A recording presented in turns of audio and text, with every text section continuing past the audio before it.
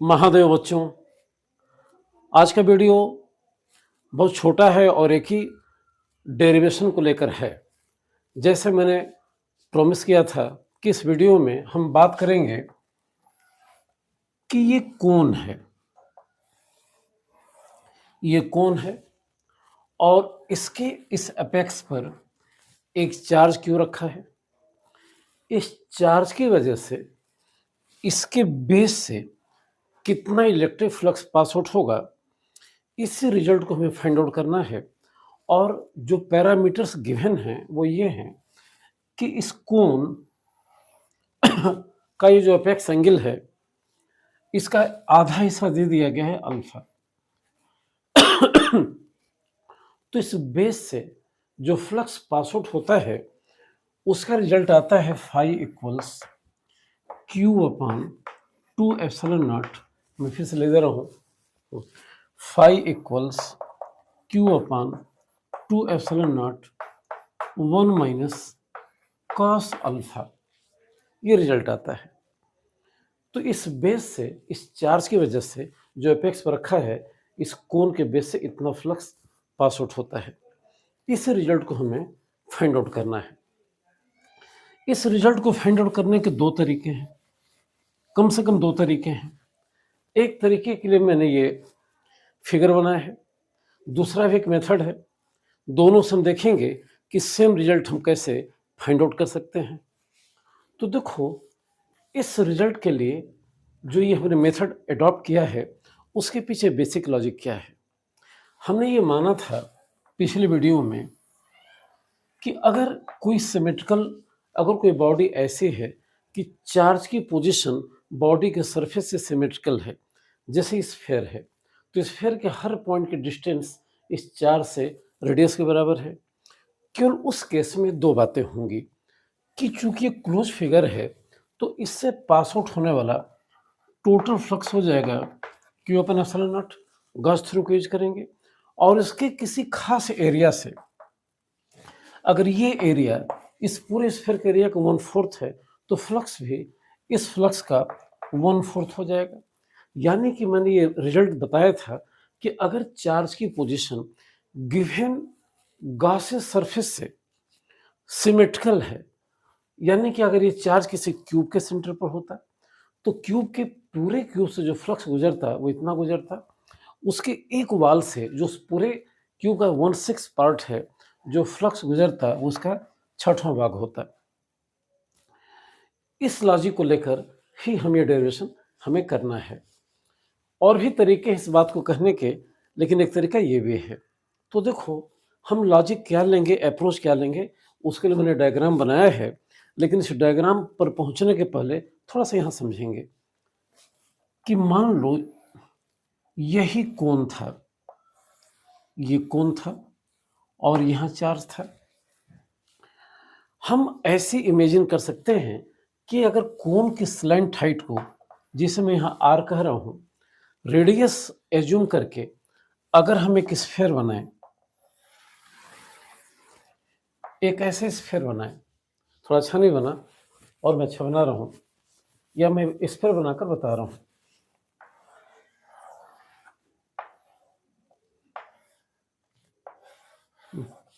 यही कोण था और रेडियस आर थे, सॉरी स्लैंट हाइट आर थे। स्लैंट हाइट को रेडियस लेकर हमने ये स्फीयर बनाया। तो ये जो कोण है, ये जो कोण है, इस स्फीयर के इतने एरिया को कवर अप करता है। हमें पता है कि पूरे स्फीयर से जो टोटल फ्लक्स पास आउट होगा वो हो जाएगा क्यू अपन एप्सिलॉन नॉट। अब देखेंगे कि ये वाला जो एरिया है स्फीयर का, वो पूरे एरिया का कितना पार्ट है। इसी एरिया को ये कोण कवर अप कर रहा है, ओवरलैप कर रहा है। तो कोण से जो फ्लक्स इसके बेस से जाएगा, वही फ्लक्स स्फीयर के इस एरिया से भी जाएगा, जिसे हमने डार्क हिस्से से दिखाया है। ये एरिया है, लाइन नहीं है, पेरीमीटर नहीं है, ये एरिया है। अगर आप इमेजिन करो तो ये एरिया है। तो जो फ्लक्स बेस के, सॉरी कोण के बेस से जाएगा, वही सेम फ्लक्स इस स्फीयर के इतने एरिया से भी जाएगा। तो अगर हम इस स्फीयर का ये वाला एरिया निकाल लें तो बता पाएंगे कि पूरे स्फीयर से तो इतना फ्लक्स जा रहा है, तो उसके इतने एरिया से कितना फ्लक्स जाएगा, वही फ्लक्स इस कोन के बेस से भी जाएगा। तो हमारी पूरी कवायद ये है, हमारी पूरी मेहनत ये है कि कैसे हम इस स्फीयर के इस एरिया को निकाल लें जो कंटेन करता है, जो जिसको ढकता है ये कोन का ये बेस। कोन का बेस स्फीयर कितने एरिया को कवर अप कर रहा है। अगर किसी तरह से ये एरिया निकाल लें तो इससे जो पास आउट होने वाला फ्लक्स है वही इसके बेस से पास आउट होने वाला फ्लक्स होगा, और इससे पास आउट फ्लक्स कुछ नहीं होगा, टोटल फ्लक्स का उतना हिस्सा होगा जितना हिस्सा ये स्फीयर का एरिया है। नंबर 2 बात, यही अप्रोच लेकर हम इस बात को करेंगे। नंबर 2, फिर मन में बात आती है कि अगर ये कोन है तो क्या हम ये सोच सकते हैं कि इसके स्लैंट सरफेस से, कर्व सरफेस से इस केस में कुछ फ्लक्स पास आउट होगा? इसका जवाब ये है कि देखो, इस चार्ज की वजह से इसके स्लैंट सरफेस पर ये पॉइंट चार्ज है, इलेक्ट्रिक फील्ड की डायरेक्शन ऐसे हो जाएगी, और इसका जो स्लैंट सरफेस है, कर्व सरफेस है, उसका जो एरिया वेक्टर होगा कुछ ऐसे होगा। तो पॉसिबली हर पॉइंट पर इस चार्ज की वजह से इलेक्ट्रिक फील्ड और एरिया वेक्टर के बीच का एंगल 90 डिग्री होगा। तो इसके कर्व सरफेस से इस केस में प्रोबेबली कोई फ्लक्स पास आउट नहीं होगा। तो जो भी फ्लक्स पास आउट होगा बेस से ही पास आउट होगा। अब बेस से फ्लक्स निकालने के लिए जो हमने लॉजिक लिया है वो मैंने आपको समझा दिया है। अब देखो कैसे करेंगे। तो देखो इस डायग्राम को समझो। जो कोण ओरिजिनल था वो ये है CAB। फिर से ना ध्यान दो, ये C है जहां अपेक्स पर चार्ज Q है, ये चार्ज Q इस अपेक्स पर है और इस अपेक्स का नाम जो है वो C है, और चार्ज यहाँ पर है Q है, पॉजिटिव चार्ज है, और इसका बेस क्या है, AB है। यहाँ से यहाँ तक इस कोन के बेस की रेडियस है, और ये बनाया नहीं गया है, ये कुछ ऐसा है कि यही सर्कुलर बेस का एरिया है कोन का, जिसकी रेडियस अगर यहाँ देखा जाए तो इसके बराबर है। अगर मैं इसे AB कहूँ तो ये रेडियस है, इस रेडियस को लेकर सर्कल बनाया गया है। यही कोन के बेस का सर्कुलर हिस्सा है जो यहाँ दिखाया नहीं गया है, गंदा हो जाता इसलिए दिखाया नहीं गया है। तो यहाँ से जो मैं उंगली से बता रहा हूँ, इस सर्कुलर बेस से जो फ्लक्स पास आउट होगा वो फ्लक्स इस बड़े स्फीयर के, जिसका ये कोन एक हिस्सा है, जिस जिस इसको हमने रेडियस मानकर ये स्फीयर बनाया था, ऐसे ये हमने बनाया था, उसका एक सेगमेंट इस स्फीयर का दिखाया गया है ऐसे, ये ऐसे एक सेगमेंट दिखाया गया है। तो ये सेगमेंट उस स्फीयर का पार्ट है जिसको ड्रॉ करने के लिए हमने इस कोन के लिए जो CAB है कि स्लैंट हाइट R को रेडियस मानकर ये स्फीयर हमने हाइपोथेटिकल कंप्लीट किया, और इस कोन का जो बेस का एरिया होगा वो ऐसे होगा जो यहाँ हमने दिखाया है, और इस फिगर में मैंने नहीं बनाया है ताकि गंदा ना हो जाए, यूं है। तो इस एरिया से जो फ्लक्स पास आउट होगा जिसकी रेडियस इसके बराबर, इसको एक नाम दे दो M, तो जिसकी रेडियस MB के बराबर है, इस MB रेडियस को लेकर हमने एक ऐसा सर्कल बनाया था जो दिखाई नहीं हो, गंदा हो जाएगा। इससे वही फ्लक्स पास आउट होगा जो इस बड़े हाइपोथेटिकल स्फीयर के इस सरफेस से ANPQB सरफेस से जो फ्लक्स पास आउट होगा। तो हमारा टारगेट ये है कि कैसे हम ASNBPQ स्फीयर के इस सरफेस एरिया को हम फाइंड आउट करें। इतना सरफेस एरिया कितना होगा, ये हमारा टारगेट है, क्योंकि इसी सरफेस एरिया से वो जो फ्लक्स पास आउट होगा वो कोन के बेस के सर्कुलर हिस्से से भी पास आउट होगा। एक ही बात मैं कई बार रिपीट कर चुका हूँ। तो चलो, इसलिए हमने क्या किया, यही वो एंगल है अपेक्स एंगल कोन का, ये एंगल है 2 अल्फा, ये एंगल है 2 अल्फा, इतना हिस्सा है अल्फा। तो देखो आपका बेसिक कोण यही था CAB, जिसका अपेक्स एंगल है 2 अल्फा, इतना अल्फा है और इतना ही अल्फा है, हाफ कोण एंगल अल्फा है। हमने क्या किया कि यहां से एक रैंडम एंगल लिया थीटा और इसको यहां मिला दिया। इस ओपी को रेडियस मानकर, इस ओपी को रेडियस मानकर हमने स्फेयर के भीतर ओपी वो रेडियस जो स्फेयर को टच कर रही है, एक सर्कल बनाया ये वाला, जो सबसे व्हाइट और गाढ़े लाइन से दिखाया गया है। ये सर्कल हमने बनाया, ये सर्कल बनाया और इसकी रेडियस हमने मान लिया ओपी। अब क्या किया कि एक थोड़ी सी और छोटी सी थिकनेस लिया पी क्यू और एक करस्पॉन्डिंग सर्कल और बनाया ऐसे, जो डॉटेड लाइन से यानी कि डिसकंटिन्यूस लाइन से ऐसे दिखाया गया है। अगर मैं फिगर बनाऊं तो ये बेसिक सर्कल था जिसकी रेडियस ओपी है, और पी क्यू थिकनेस का एक हमने और सर्कल बनाया, जिससे कि पता चले कि छोटा सा कि 2 डायमेंशनल डिस्क टाइप का बन जा रहा है। तो केयरफुली देखो कि जो हमारे बेसिक सर्कल है उसकी रेडियस ओपी है और वो सर्कल ऐसे दिखाया जा रहा है जैसे मैं उंगली से आपको दिखा रहा हूँ गाढ़ी लाइन से।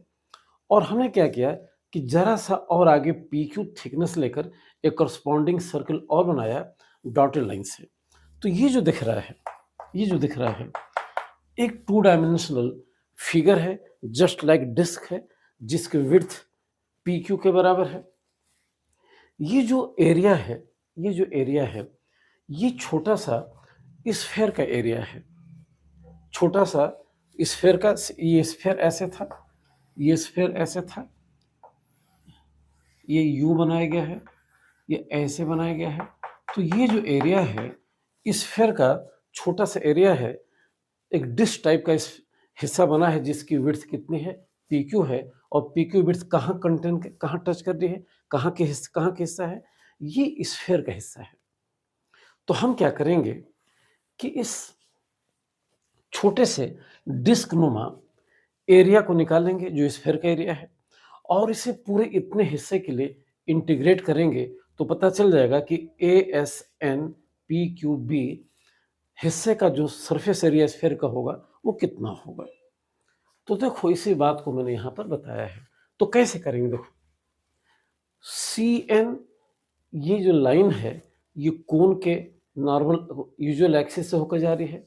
यहां से ये एंगल कितना है, अल्फा है, जो अपेक्स एंगल का हाफ है। यहां से रेंडमली हमने एक थीटा एंगल लिया है, और सी पी जो है ये सी ए के ही बराबर है। और सी पी को हमने ज्वाइन किया ऐसे करते हुए कि इस सर्कल को ये ऐसे यहाँ टच कर रही है, चारों तरफ टच करे। अगर घुमाया जाए तो सर्कल को ये सी पी चारों तरफ टच करेगी। और जरा सा आगे हमने सी क्यू लिया, पी क्यू विड्थ का एक डिश टाइप का 2 डायमेंशनल फिगर लिया और यूं बना दिया। अब हम देखें कि इस हिस्से का एरिया है कितना, जो कि स्फेयर का ही एक छोटा सा पार्ट है। इस हिस्से का एरिया है कितना। तो देखो हम क्या करेंगे कि देखेंगे कि इस सर्कल के जिसकी जो थोड़ी सी विड्थ हमने पी क्यू लिया और एक डिश टाइप का ये स्ट्रक्चर बना जो मैंने इस लाइन से दिखाया है, इसका पेरीमीटर कितना है, एरिया निकलना इसका पेरीमीटर कितना है। तो ओपी को हमने रेडियस माना तो इसका पेरीमीटर हो गया 2 pi OP, 2 pi r 2 pi OP.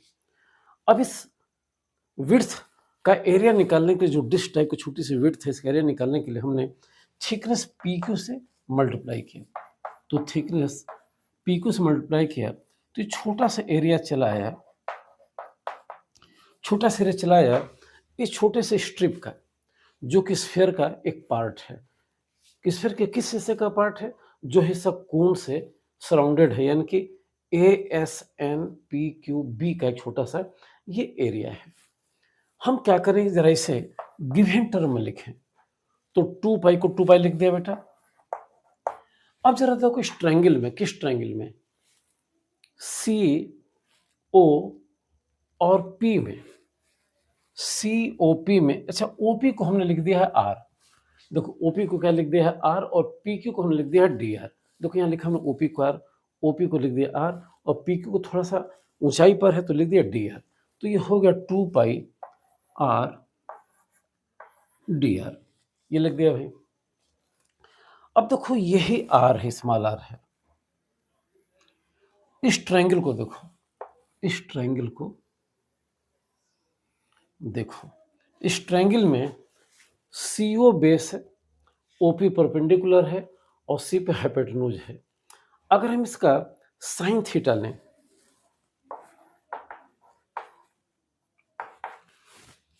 इस ट्रायंगल की बात कर रहा हूं, सी ओ पी, सी ओ पी, इस ट्रायंगल की बात कर रहा हूं। इस ट्रायंगल का ये एंगल थीटा है, तो अगर मैं साइन थीटा लिखूं तो साइन थीटा हो जाएगा OP upon CP, OP upon CP. और ओपी को हमने क्या कहा, आर कहा, तो ये हो जाएगा आर। और सीपी कुछ नहीं है, सीपी जो है कोण की स्लैंट हाइट है जो कैपिटल आर के बराबर है।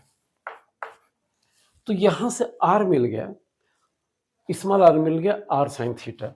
तो बेटा हमने यहां रख दिया 2 पाई आर साइन थीटा। इस आर की जगह रखा, यहां से आर की जगह रखा आर साइन थीटा। चलो अब जरा मैं इसे मिटाता हूं। अब बात करेंगे डी आर की। तो देखो ये हिस्सा डी आर एक आर्क टाइप का है उस सर्कल के लिए जिसका सेंटर सी पर है और जिसका सेंटर ऑफ एंगल है डी थीटा। ये छोटा सा एंगल है डी थीटा। तो डी थीटा को लिखा arc by radius P Q upon capital R, P Q upon capital R. तो पी क्यू हो गया आर डी थीटा, और पी क्यू क्या है, यही डी आर है, तो डी आर हो जाएगा आर डी थीटा। तो यहां पर लिख दिया हमने डी आर की जगह आर डी थीटा। ओके बेटा, तो इस स्ट्रिप का जो डिस्क टाइप का है सरफेस एरिया हो गया, मैं यहां मिटा दे रहा हूं,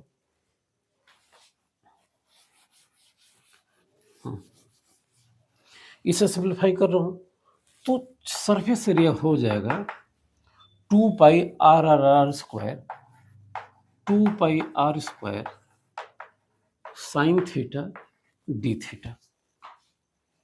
लेकिन हमें इस हिस्से का पूरा एरिया निकालना है, तो यहां पर हमें थीटा को इंटीग्रेट करना होगा। तो थीटा जो सबसे छोटा होगा, इस पॉइंट पी को अगर हम ओ पर लाएंगे तो थीटा की सबसे छोटी वैल्यू 0 हो जाएगी, और पॉइंट पी को अगर हम मैक्सिमम ले जाएंगे बी तक तो थीटा की सबसे बड़ी वैल्यू हो जाएगी अल्फा। देखो पॉइंट पी को अगर हम ऊपर लाएंगे तो थीटा 0 हो जाएगा, और पॉइंट पी को अगर हम बी तक मैक्सिमम ले जाएंगे तो थीटा अल्फा बराबर हो जाएगा। तो पूरा सरफेस एरिया निकालने के लिए हमें जब इंटीग्रेट करना होगा तो इसे 0 टू अल्फा इंटीग्रेट करना होगा, 2 pi r square sine theta d theta. अब मन में बात आएगी कि क्यों नहीं हम थीटा की वैल्यू जो हम इंटीग्रेट कर रहे हैं इधर अल्फा ले लें, इधर माइनस अल्फा ले लें, क्योंकि इधर भी एंगल अल्फा बन रहा है, इधर भी एंगल अल्फा बन रहा है, तो क्यों नहीं लिमिट हमारी माइनस अल्फा टू अल्फा हो जाएगी। तो देखो ये 2 डायमेंशनल तुम्हें ऐसा समझ में आ रहा है। सचमुच हो क्या रहा है, देखो बेटा यही तुम्हारा थीटा है। ये अगर मैं ऐसे बात करूं तो देखो ये एक्सिस थी, ये एंगल थीटा था, ये एंगल थीटा था। जब हम इसको रोटेट करेंगे तो थीटा मैक्सिमम 0 से अल्फा तक जाएगा, 0 से हर तरफ अल्फा तक जाएगा। अब चारों तरफ इसको घुमाओ, ये कहीं भी अल्फा की दिशा बदल नहीं रही है। आपको 2 डायमेंशनल ऐसा फील हो रहा है, लेकिन अगर आप बहुत केयरफुली देखोगे तो आपको दिखाई देगा कि एक्सिस थी, ये एंगल अल्फा था, ये एंगल अल्फा था, अल्फा 0 से अल्फा तक गया, ये एंगल थीटा था तो 0 से अल्फा तक ये एंगल गया। अगर हम पूरी स्फीयरिकल चारों तरफ घुमाएंगे तो ये एंगल ही maximum 0 to alpha, 0 to alpha हो रहा है, और चारों तरफ रोटेट कर जा रहा है स्फीयर के भीतर, और उस पूरे सरफेस एरिया के लिए ये टच कर रहा है जो ASNPQB का एरिया है। इसलिए लिमिट हम 0 टू या अल्फा टू माइनस अल्फा नहीं लेंगे, 0 टू अल्फा लेंगे। अब बड़ा सिंपल हो जाएगा कि इस एरिया को हम निकालें कि कितना आएगा।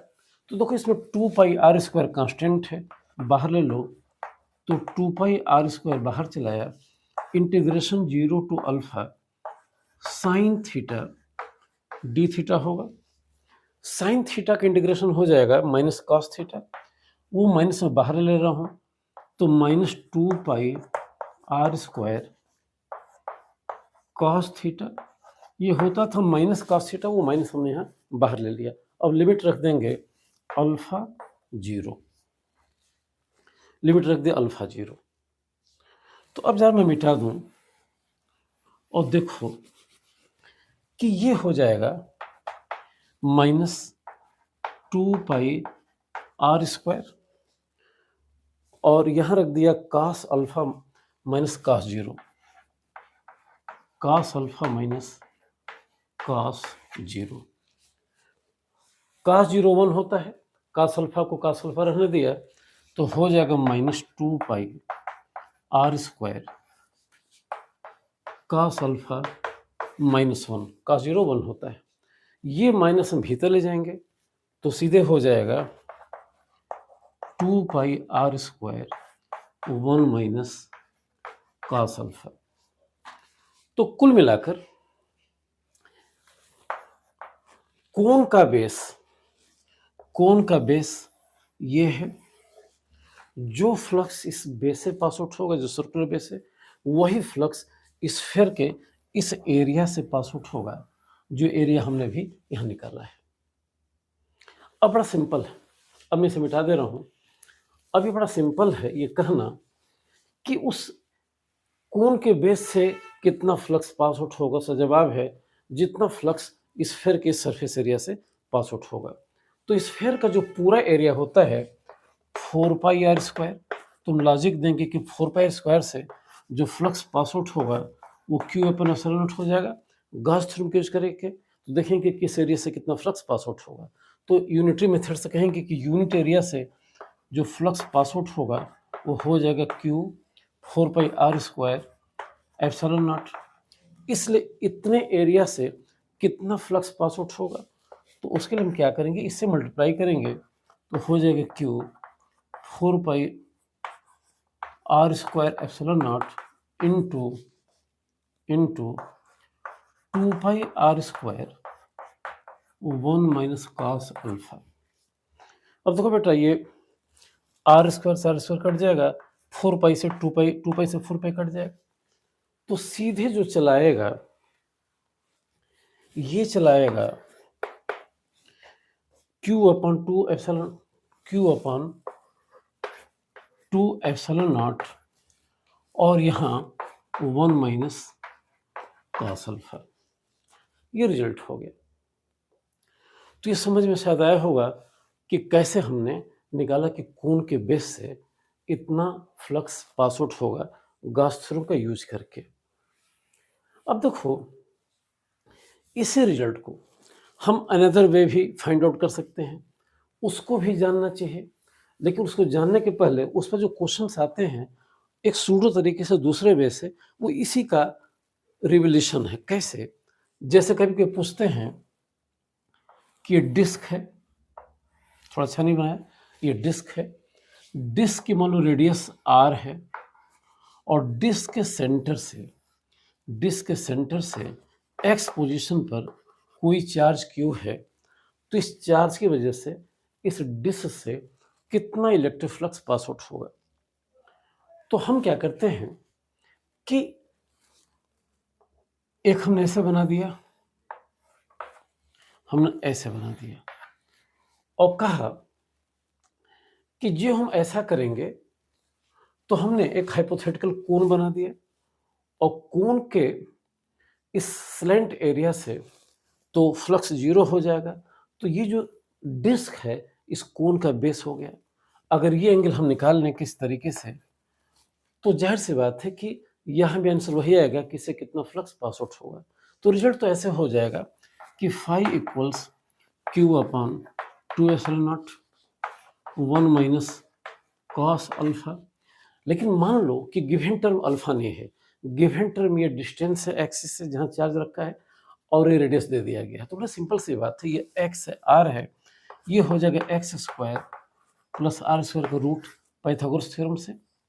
अब जाहिर सी बात है कि इस डिस्क से जो कि एक सर्कल टाइप का रोल निभा रहा है, जिस कोण का बेस हो गया, जो फ्लक्स पास आउट होगा वो इसी फार्मूले से निकलेगा और हो जाएगा q upon 2 epsilon naught 1 minus, अब देखो cos अल्फा हो जाएगा बेस अपन हाइपोटेन्यूज x अपान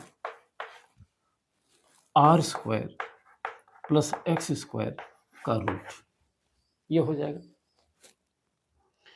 तो क्वेश्चन क्या था कि डिस्क है जिसकी रेडियस r है, जिसे सेंटर से x दूरी पर कोई पॉइंट चार्ज q है, इस चार्ज की वजह से इस डिस्क से कितना फ्लक्स पास आउट होगा।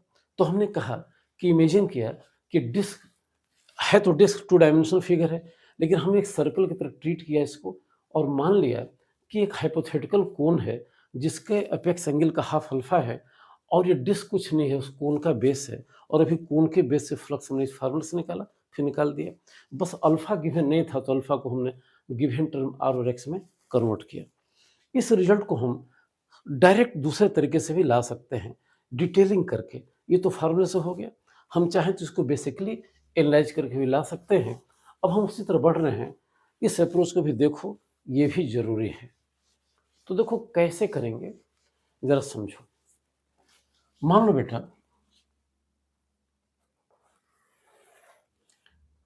ये डिस्क है, चलो, और इसका सेंटर है, सेंटर से पॉइंट P पर एक पॉइंट चार्ज क्यों रखा है और ये डिस्टेंस PO कितना है, x है। और जैसा मैंने बताया कि इस रेडियस क्या है भाई, इस रेडियस r है, हमें फ्लक्स निकालना है। तो हमने क्या किया कि यहां से किसी रैंडम डिस्टेंस r को लिया और एक सर्कल बना दिया, ऐसे डिस्क के भीतर एक सर्कल बना दिया और सर्कल की रेडियस हो गई r। अब इस पॉइंट P की वजह से थोड़ा सा मैं फिगर और बड़ा बनाऊं जिससे कि आपको क्लियर दिखाई दे तो ज़्यादा ठीक रहेगा। तो देखो बेटा, थोड़ा और बड़ा बना दिया, अच्छा नहीं बना, मैं दोबारा बना रहा हूँ।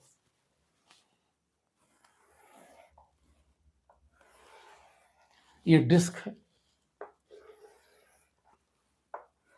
पहले लिख दूं, ये R है, ये O है, ये Q है, ये P है, ये X है। हमने कहा कि इस डिस्टेंस को एक रैंडम डिस्टेंस ले लो और इसे हमने ON नाम दिया और ON को हमने R कह दिया, ये ON को R कह दिया। इस दूरी को रेडियस लेकर हमने एक सर्कल ड्रॉ कर दिया डिस्क के भीतर, डिस्क के भीतर एक सर्कल ड्रॉ कर दिया और जरा सी और दूरी R plus delta are, sorry R plus delta are या डी आर, रेडियस का एक और सर्कल कंसेंट्रिक बनाया। यानी कि कुछ हमने ऐसा किया कि एक डॉटेड करके और सर्कल बना दिया ऐसे, और इसकी रेडियस हो गई R प्लस डेल्टा आर। तो हमें क्या दिखा, हमें एक डिस्क टाइप का स्ट्रक्चर दिखा जिसकी विड्थ डेल्टा आर है, ये रेडियस आर थी, ये radius r plus delta r थी, तो इस विड्थ की रेडियस हो गई डी आर या डेल्टा आर। देखो बेटा, ये आर है और ये पूरी दूरी आर प्लस डेल्टा आर है, तो ये विड्थ हो गया सीधे सीधे डी आर या डेल्टा आर। डी आर में कह रहा हूँ तो डी आर हो गया। अब हम क्या करें, हम कुछ नहीं करेंगे, इस डिस्क टाइप के स्ट्रक्चर की स्ट्रिप से जो बहुत पतली सी है ये वाली, देखेंगे कि चार्ज की वजह से कितना फ्लक्स पास आउट हो रहा है। फिर इसको इस पूरे डिस्क के एरिया के लिए हम इंटीग्रेट करेंगे तो टोटल फ्लक्स पता चल जाएगा। अब हम एक काम करें, क्यू से इसे हम ज्वाइन कर दें,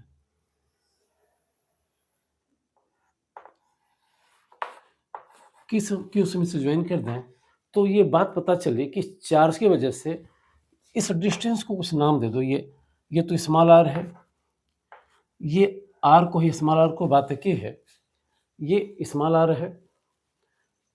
एक काम करें, सॉरी, मैं इस फिगर को एक लास्ट बार बना रहा हूं ताकि बात को समझो।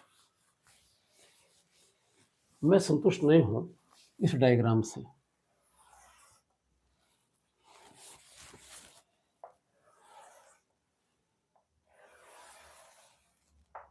चलो,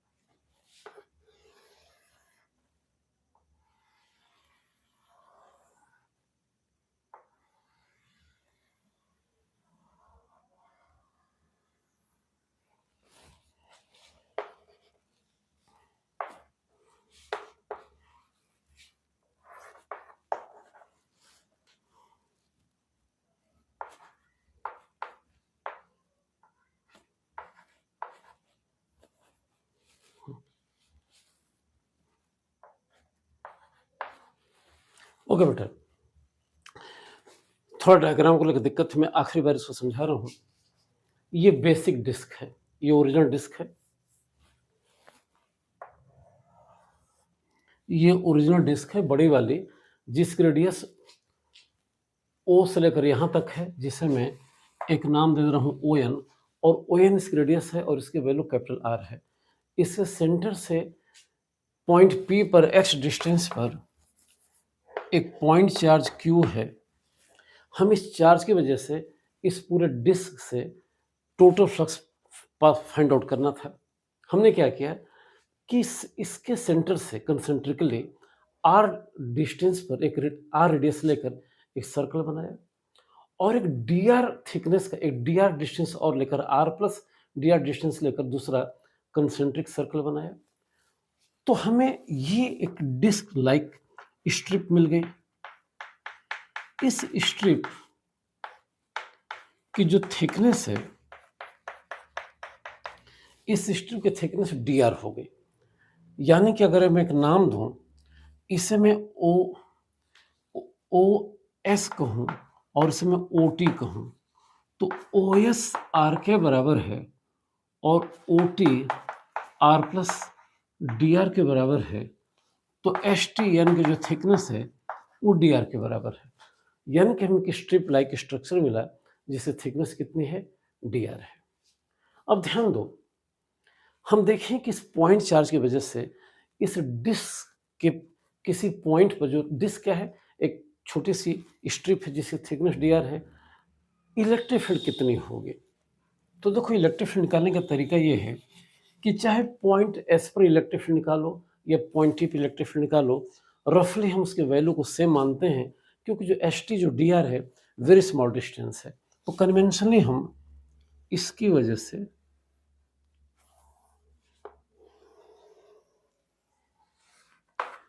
एस पर हमने इलेक्ट्रिक फील्ड निकाला, और वो इलेक्ट्रिक फील्ड रफली हम मान लेंगे कि वो इलेक्ट्रिक फील्ड टी पर भी है। यानी कि एस से टी डिस्टेंस में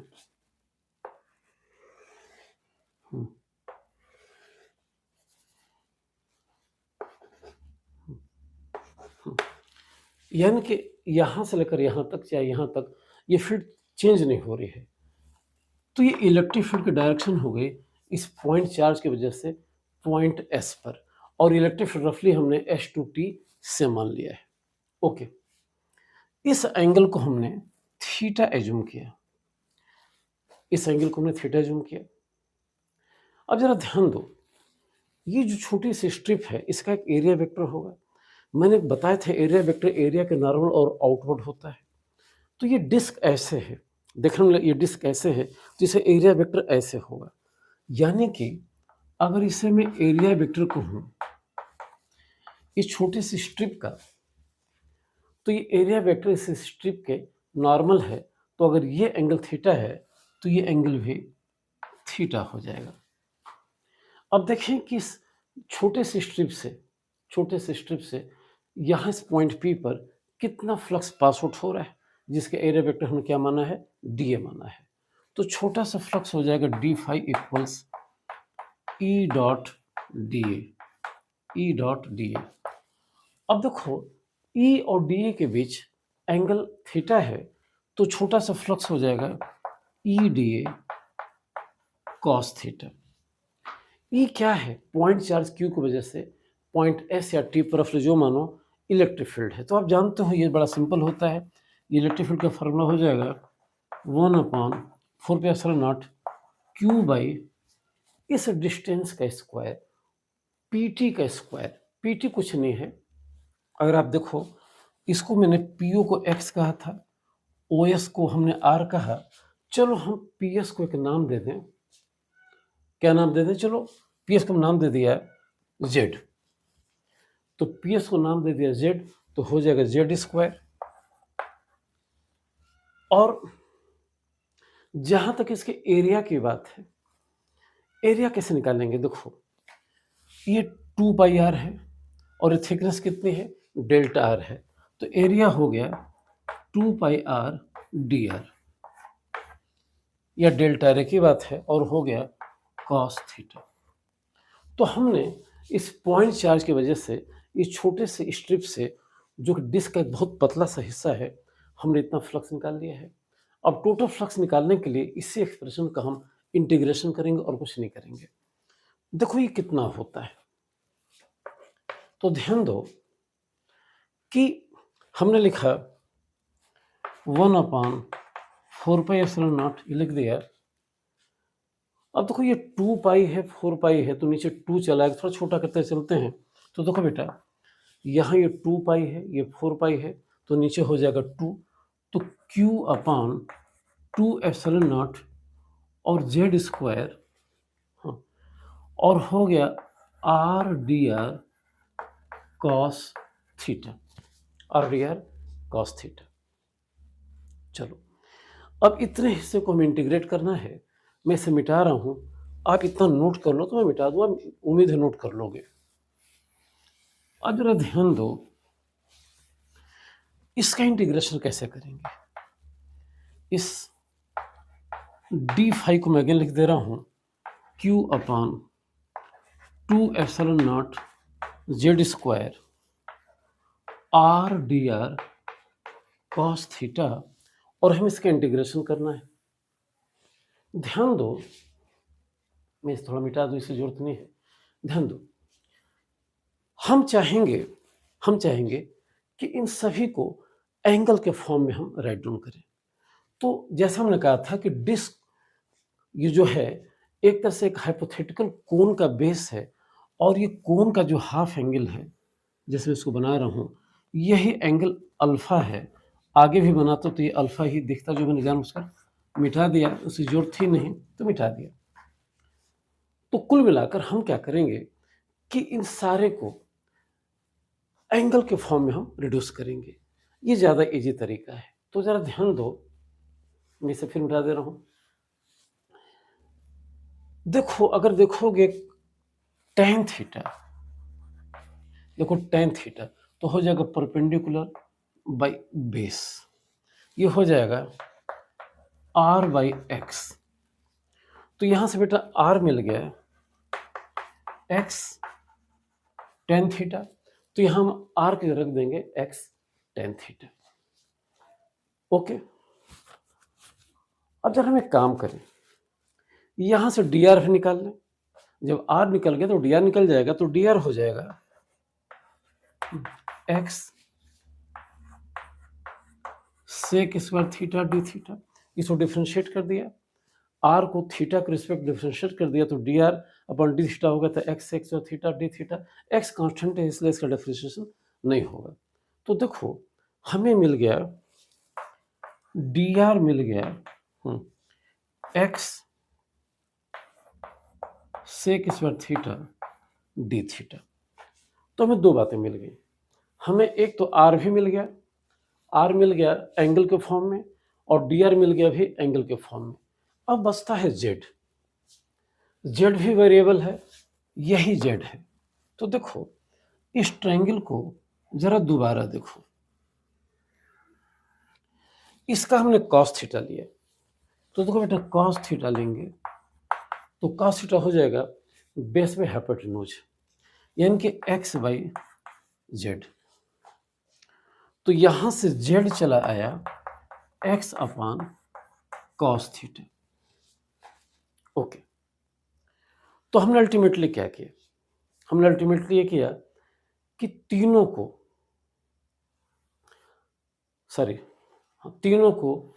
आर हो गया था x tan theta, D R हो गया था एक्स एक्स और थीटा, और यहाँ से जेड हो गया एक्स अपान कॉस थीटा। इन सारी वैल्यूज को हम यहाँ रखेंगे। तो अगर सारी वैल्यूज को हम रखेंगे तो देखो मैं रख कर दिखा रहा हूँ, डी फाई हो जाएगा क्यू अपान 2 एप्सिलॉन नॉट। अब देखो बेटा जेड इतना है तो जेड के स्क्वायर हो जाएगा x square cos square theta, x नीचे चला जाएगा कॉस और थीटा ऊपर चला जाएगा, तो cos square theta upon x square. हमने जेड स्क्वायर की वैल्यू को रख दिया, आर की वैल्यू को रख दिया हमने एक्स टेन थीटा, और डी आर की वैल्यू रख दिया x sec square theta d theta.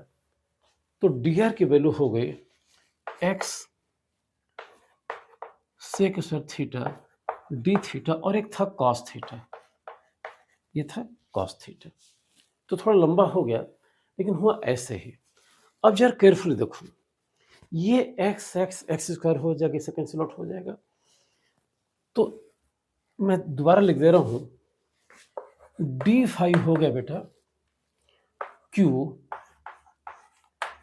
Cos square theta, q cos square theta, x x हो गया एक्स स्क्वायर टेन थीटा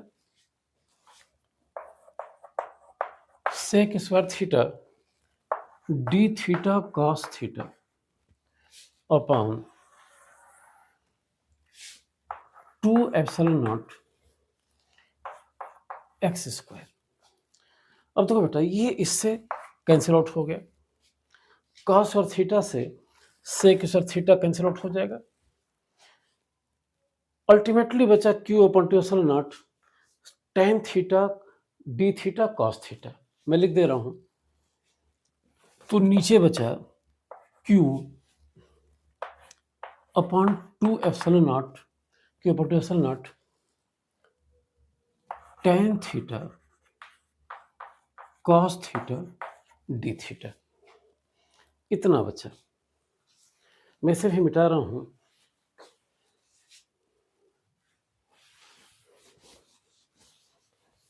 तो देखो बेटा अल्टीमेटली डी फाइव चला आया Q upon 2 epsilon not.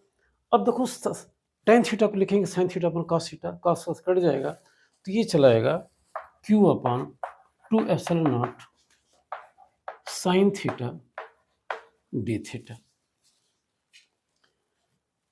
Ultimately चला आया। तो जब टोटल फ्लक्स निकालना होगा तो हमें इसको इंटीग्रेट करना होगा Q upon 2 epsilon not sign theta d theta को। अब जरा देखो थीटा की लिमिट क्या होगी, अगर ये पॉइंट एन ऊपर आएगा तो थीटा जीरो हो जाएगा, पॉइंट एन अगर ओ से चलकर एन पर पहुंचेगा तो थीटा मैक्सिमम उस हाइपोथेटिकल कोन एंगल का आधा हो जाएगा, इनका अल्फा हो जाएगा।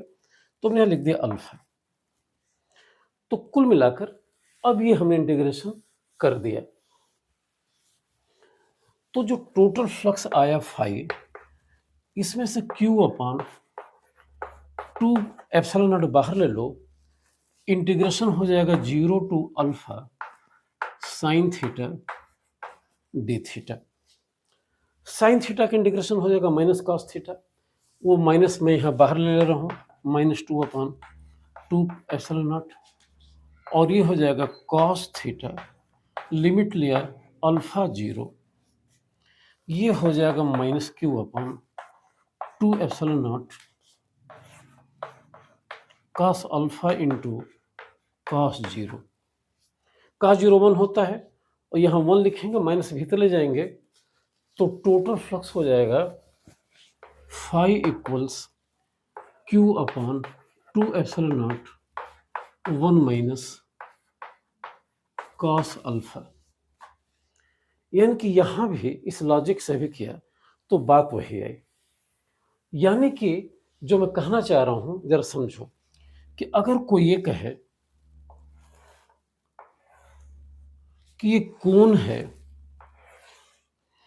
जिसका अपेक्स एंगल का हाफ अल्फा है और यहाँ कोई चार्ज क्यू है और इस पूरे कोण के बेस से कितना फ्लक्स जाएगा, तो दूसरी अप्रोच ये थी कि हमने क्या किया कि इसको हमने डिस्क की तरह ट्रीट किया और जो अप्रोच अभी लिया हूँ उस हिसाब से हमने ये आंसर निकाल लिया। जो फर्स्ट अप्रोच से भी है या सेकेंड अप्रोच से भी है। फर्स्ट अप्रोच में हमने केवल गॉस थ्योरम का यूज किया था, सेकेंड अप्रोच में हमने जनरल फ्लक्स निकालने यानी कि ई डॉट डी ए का हमने यूज किया, लेकिन दोनों का रिजल्ट एक ही आया। अब इसी क्वेश्चन को अगर मैं ऐसे कहूं कि ये डिस्क है और इसकी रेडियस आर है, इससे सेंटर से एक्स दूरी पर चार्ज क्यू है, इससे कितना फ्लक्स गुजरेगा, तो अल्टीमेट ज्योमेट्री फिर वही बनती है। हम इसे ज्वाइन करते हैं, इसे ज्वाइन करते हैं और फिर वो जस्ट जो हमने अभी अप्रोच रखा है कि कुल मिलाकर एक हाइपोथेटिकल कोण बन गया जिसके अपेक्स पर चार्ज क्यू है और जिसका अपेक्स का हाफ एंगल अल्फा है। इसके बेस से कितना फ्लक्स जाएगा, तो जो इसका बेस होगा वही डिस्क है, इतना फ्लक्स जाएगा। लेकिन आंसर में अल्फा गिवन नहीं है। अगर क्वेश्चन पूछता अल्फा नहीं दिया गया है, ये आर और एक्स दे दिया गया है, तो बड़ी सिंपल सी बात है कि हम यहाँ कॉस अल्फा को लिख देंगे कैसे, q upon 2 epsilon naught 1 minus cos alpha हो जाएगा एक्स बाई ये डिस्टेंस कितनी हो गई, आर स्क्वायर एक्स स्क्वायर का रूट हो गई, तो सीधे हो जाएगा x square x upon x square plus r square का रूट, ये फार्मूला हो गया। तो देखो बेटा, तो इस पूरे फार्मूले को जस्ट एक आप रट लो कि जब भी कोई डिस्क है या कोई कोन है, ये एंगल दे दिया गया है, तो यहाँ से जो फ्लक्स गुजरेगा इसके बेस से, उसका फार्मूला हो जाएगा Q upon 2 epsilon naught 1 minus cos alpha. अब ये एंगल चेंज होगा, फ्लक्स चेंज हो जाएगा। ऐसे तमाम क्वेश्चन आएंगे जिसमें पूछ दे कि कोई सेमी सर्कल है, उसके बेस से कितना फ्लक्स जाएगा। तो सेमी सर्कल, अगर यही सेमी सर्कल हो जाता तो कुल मिलाकर ये एंगल 90 हो जाता, 0 हो जाता, फ्लक्स तो क्यू अपॉन 2 एप्सिलॉन नॉट। तो एक जनरल फार्मूला हो गया कि अगर चार्ज दे दिया गया है और किसी एरिया से फ्लक्स निकालना है और चार्ज की पोजीशन सिमेट्रिकल है तो इससे निकालेंगे। अगर इतनी बातें समझ में आ रही है तो बड़े नैरो वे में चलो कि किसी कोण के एपेक्स एंगल की वैल्यू अल्फा है, उसके बेस से कितना फ्लक्स जाएगा, तो इतना फ्लक्स जाएगा। इसको हम अल्फा को एंगल डिस्टेंस के रूप में चेंज कर सकते हैं। अगर ये डिस्टेंस दे दिया गया है तो कास अल्फा हो जाएगा, ये डिस्टेंस है बने डिस्टेंस, तो भी थोड़ा बात वही हो जाएगी। तो कुल मिलाकर यही हुआ। तो इस फार्मूले को हमने दो तरीके से बताया, एक फ्लक्स के एरिया के प्रोपोर्शन में डिवीजन से और दूसरा ई डॉट डी ए का यूज करके जो जनरल फ्लक्स निकालने का तरीका है। दोनों से रिजल्ट एक ही आया। इस तरह बेटा क्वेश्चन कई आते हैं। अगले वीडियो में फिर हम गॉस थ्योरम पर या फ्लक्स और कुछ और क्वेश्चन लेंगे। तब तक ले महादेव।